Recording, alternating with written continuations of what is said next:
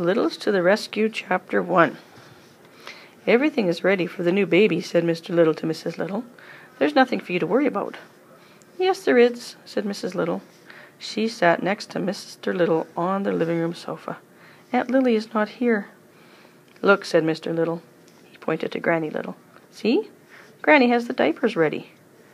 Granny Little was sitting in her rocking chair with a pile of diapers in her lap. She held the diapers up and smiled at Mr. Little. "I cut all of them from one of Mr. Big's white handkerchiefs," she said. "And look, Mother," said 10-year-old Tom Little. "Here's the baby rattle I promised to make. I made it from the smallest peanut shell I could find, and I used part of a toothpick for the handle." "It's too big," said Tom's younger sister, Lucy. "A baby girl wouldn't be able to lift it." "I know it's kind of big," said Tom Little, "but I couldn't find anything smaller that would work." He turned to his mother. "Are baby boys stronger than baby girls, Mother?" "I hope it's a girl," said Lucy. Mr. Little laughed. "Why don't we wait and see whether it's a boy or a girl? In a few days we'll know." "If Aunt Lily doesn't get here soon," said Mrs. Little, "I don't know what I'll do." "Humph!" snorted Uncle Pete. He banged his cane on the floor. Then he climbed out of his chair and limped over to the fireplace. He added a twig to the fire. "I wish George Big would turn up the heat. Doesn't he know that that's the first snow of winter out there?" The Littles were tiny people. Mr. William T. Little, the tallest Little, was only 6 inches tall. Lucy Little, who was 8 years old, was the smallest Little. She was almost 4 inches tall. Because the Littles were so tiny, they could live in the walls of George Big's house. They lived in 10 small rooms. That took up only a little space. They always kept out of sight. The Bigs didn't know the Littles were living with them. There was one other thing about the Littles that was different from ordinary people. The Littles had tails. There didn't seem to be any reason for the Littles to have tails. They couldn't do anything with them. They couldn't hang by their tails, and they didn't wag them when they were happy. But the Littles liked their tails. They kept them combed and brushed. They tried never to drag their tails on the floor.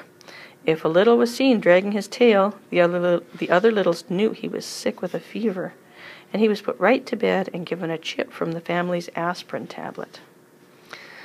Mrs. Little's tail was nowhere near the floor, but the other Littles were worried about her anyway. Mr. and Mrs. Little's third child was going to be born soon. Aunt Lily Little, the nurse, had helped when Tom and Lucy were born. Mrs. Little wanted her to help this time, too, but Aunt Lily hadn't come yet. The Littles were doing everything they could to keep Mrs. Little from thinking about it. "Here's the old matchbox cradle," said Mr. Little. "I dragged it out of the closet where it's been since Lucy was a baby." "Please stop, Will," said Mrs. Little. "I know you are all trying to cheer me up, but I'm not going to feel right until Aunt Lily is here." "It will stop snowing soon, I'm sure," said Mr. Little.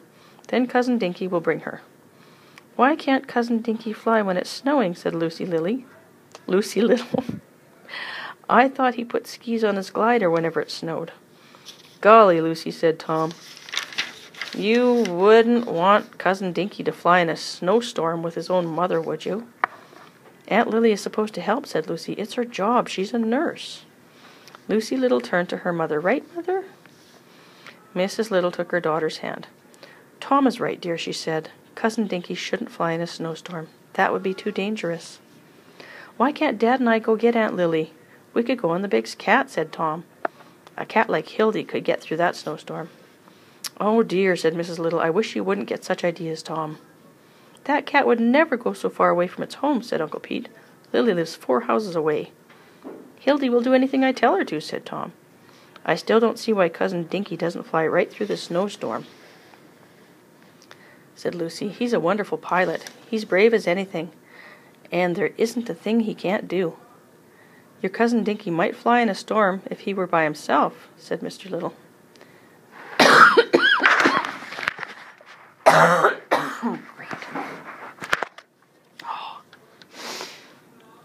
"He is an adventurer after all, but he would never take a chance like that with his mother along."